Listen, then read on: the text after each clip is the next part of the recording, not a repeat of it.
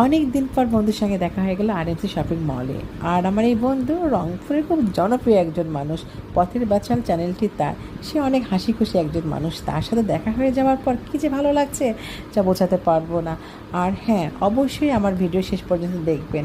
আমি কি কি করলাম, কি কি নিলাম, কি না কি করলাম। ওকে, আসসালামু আলাইকুম। আমি নিপাস বলো ইউকে পেজ থেকে নিপা বলছি।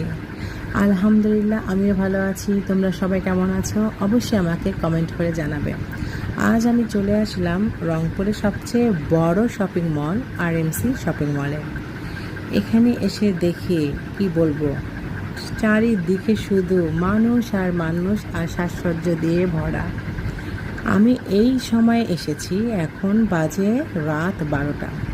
12টার সময় আমি চলে এসেছি, কারণ সন্ধ্যায় আমি একটু পার্লারে গিয়েছিলাম, তারপর বাসায় গিয়েছি, আবার একটু খাওয়া দাওয়া করেছি, একটু রেস্ট নিয়েছি, একটু নামাজ আদায় করেছি, তারপর রিল্যাক্সে বোনের বাচ্চা সহ চলে আসলাম আরএমসি শপিং মলে।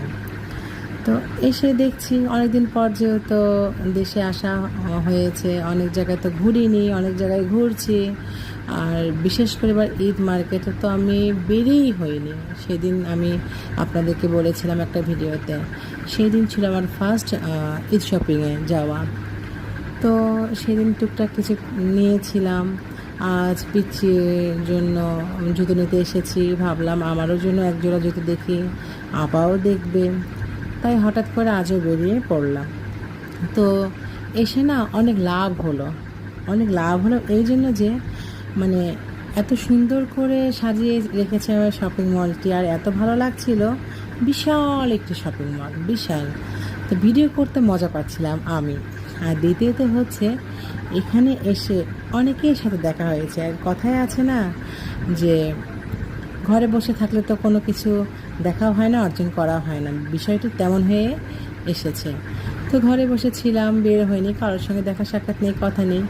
আর ঈদ মার্কেটে মানুষ যখন বের হয়, মানে এত পরিচিত মুখ দেখা যায় যা বলার মতো না। এটা সব ঈদেই হয়, কিন্তু এবার একটু ব্যতিক্রম আমার ছিল, কারণ ভালো লাগছিল না। অনলাইন থেকে কেনাকাটা হয়েছিল, আমিও অতটা বের হইনি, জামাইও যেহেতু কাছে নেই, সব কিছু মিলে অত মানে ইন্টারেস্ট ছিলাম না মার্কেটে আসা যাওয়াতে। তো এসে দেখি কত ফ্রেন্ডদের সঙ্গে দেখা হয়েছে, কত পাড়া প্রতিবেশী ফ্রেন্ড আছে, আরও এলাকার যতই আছে নাকি দেখা হয়েছে। আর সবচেয়ে ভালো লেগেছে আলামিন গগনের সঙ্গে দেখা হয়ে। সে অনেক একটা ফানি মানুষ, অনেক একটা ভালো মানুষ। সে আমার ছোটোকালের বন্ধু, সে রংপুরের একজন জনপ্রিয় মুখ।